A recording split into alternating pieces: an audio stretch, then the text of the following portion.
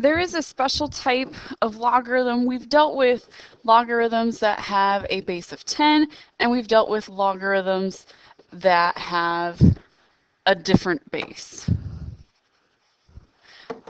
With that, as far as like a number base. With that, we're going to deal with natural logarithms. Natural logarithms have a base of e. So it's like log e of x equals y. Instead of writing the log of base e, there's different notation to tell us that we have a natural log. It's ln x equals y. So it takes care of the e by telling us it's the natural log.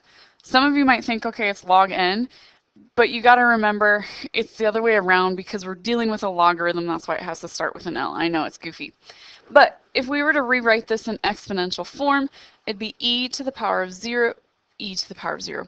E to the power of y equals x. Okay, so with this, there are two different types of problems that you could encounter. The first one that you could encounter would be if you were to have the natural log of 3 equals x. Now this one is actually pretty easy. You don't need to write it in exponential form. I will afterwards just to show you what it looks like. You have a natural log button. It should be right next to your log button on your calculator, whether your log button is in the top left or the top right or wherever your log button is. So you can just type into your calculator the natural log of 3 equals x. When you type that in, you get 1.099 equals x. But if I were to rewrite this in exponential form, this would be e to the power of x equals 3. So what this is really saying is that e to the power of 1.099 is approximately 3. Now you might be asking yourself, okay, what happens if I can't just type it in? Well, this is what we call an anti-natural log.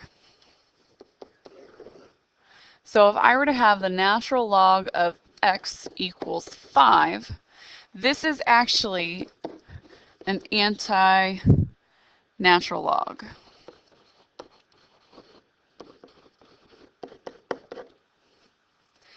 So what this is meaning is we can't just type this in. We have to change it into an exponential.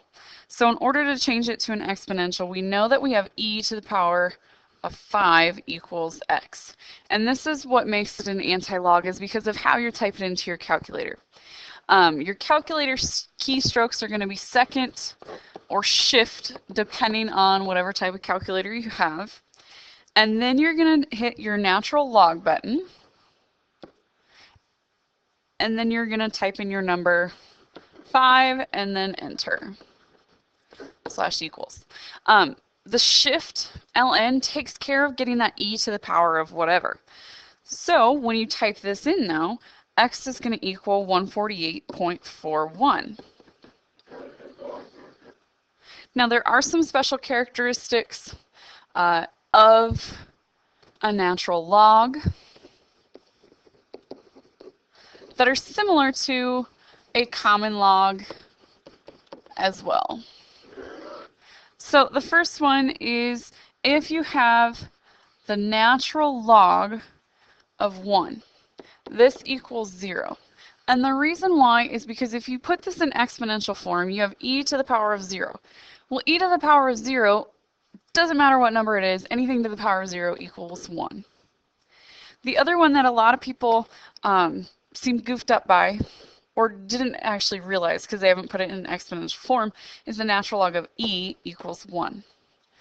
If you were to put this in exponential form, you would see that we'd have e to the first equals e, which makes sense. E to the first, well, that's just itself, so that's got to be e. Another characteristic that's similar to that of a regular or a common log is your domain has to be positive real numbers. Okay, so no negatives. And your range is positive and negative real numbers. So this information is good because now we have a base of e, and we have a special button on our calculator that takes care of it. It's not like it's something we have to change into exponentials and kind of guess a little bit.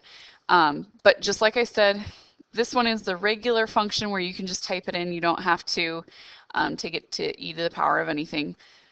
This one is technically an anti-natural log because you got to change it into exponential form.